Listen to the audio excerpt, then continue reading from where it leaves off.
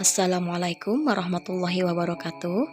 Saya Ika Lestari, kelas NR3 dengan NIM 186205885, Prodi PG PAUD dari Universitas Pancasakti, Bekasi.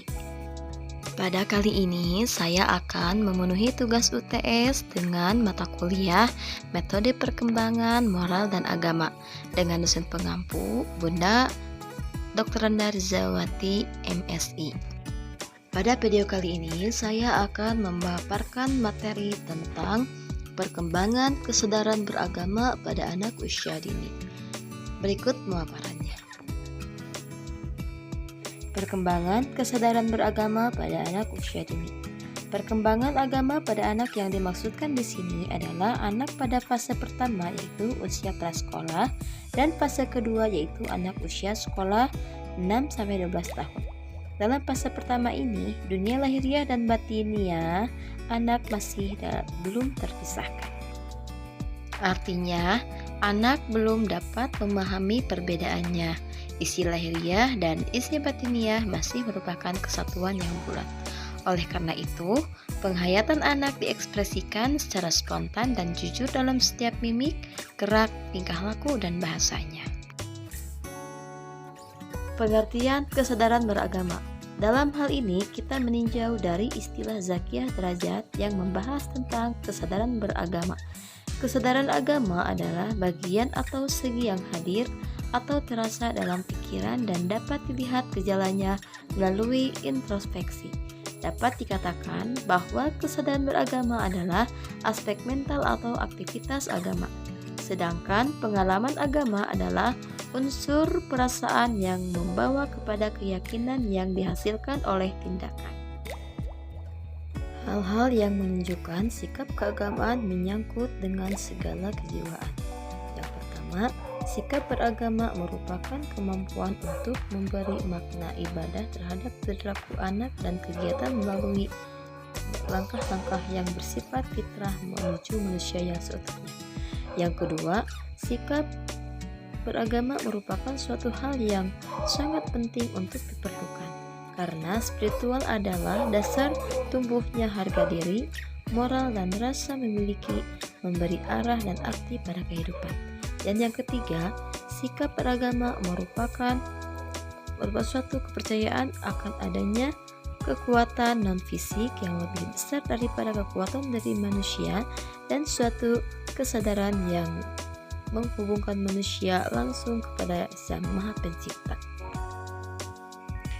Timbulnya rasa kesadaran dan perkembangan jiwa beragama pada anak dapat dibagi menjadi 3 bagian. Di antaranya, yang ke-1, the fairy tale stage atau tingkat dongeng. Pada tahap ini, anak usia 3-6 tahun, konsep mengenai Tuhan banyak dipengaruhi oleh fantasi dan emosi, sehingga dalam menanggapi agama, anak masih menggunakan konsep fantastis. Menurut Dr. Hani, yaitu konsep agama pada anak sangat sedikit dan tidak ada artinya sama sekali. Yang kedua, the realistic stage atau tingkat kepercayaan. Tahap ini dimulai sejak usia masuk sekolah. Ide-ide tentang Tuhan telah tercermin dalam konsep-konsep yang realistis dan biasanya muncul dari lembaga agama atau pengajaran orang dewasa. Dan yang ketiga, the individual stage atau tingkat individu. Konsep individu ini terbagi menjadi 3 bagian, yaitu yang pertama, konsep ketuhanan yang konvensional. Yang kedua, konsep ketuhanan yang lebih murni. Dan yang ketiga, konsep ketuhanan yang humanistik. Tahapan pemahaman jiwa keagamaan pada anak. Sejalan dengan perkembangan jasmaninya, perkembangan agama pada anak pun muncul manakala si anak mulai bisa menangkap stimulus dari luar. Pada kenyataannya, anak akan mengenal agama melalui tahapan berikut. The fairy tale stage, the realistic stage, the individual stage. Dalam masa perkembangan anak pada tingkatan dongeng yaitu pada usia 3-6 tahun, si anak mengenal konsep Tuhan sesuai dengan apa yang diterima dari orang sekitar. Faktor pembentuk jiwa keagamaan pada anak. Pertama, faktor intern atau bawaan. Di masyarakat yang masih primitif muncul kepercayaan terhadap roh-roh gaib yang memberikan kebaikan atau bahkan malapetaka. Yang kedua itu faktor lingkungan atau eksternal. Yang pertama, lingkungan keluarga. Keluarga merupakan lingkungan yang pertama dan utama bagi anak. Oleh karena itu, kedudukan keluarga dalam mengembangkan kepribadian anak sangatlah dominan. Yang kedua, lingkungan sekolah. Sekolah merupakan lembaga formal yang mempunyai program yang sistematik yang melaksanakan bimbingan pengajaran dan latihan pada anak agar mereka berkembang sesuai yang diharapkan. Yang ketiganya itu lingkungan masyarakat. Yang dimaksud lingkungan masyarakat di sini adalah situasi atau kondisi interaksi sosial atau sosiokultural yang secara potensial berpengaruh terhadap perkembangan fitrah beragama atau kesadaran beragama individu.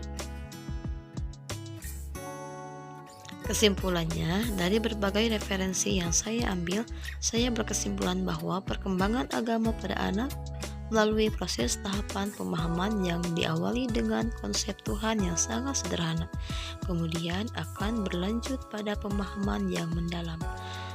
Tentu saja hal ini sejalan dengan pertumbuhan fisik dan kejiwaannya. Dalam proses awal di mana perkembangan pada anak mulai terjadi.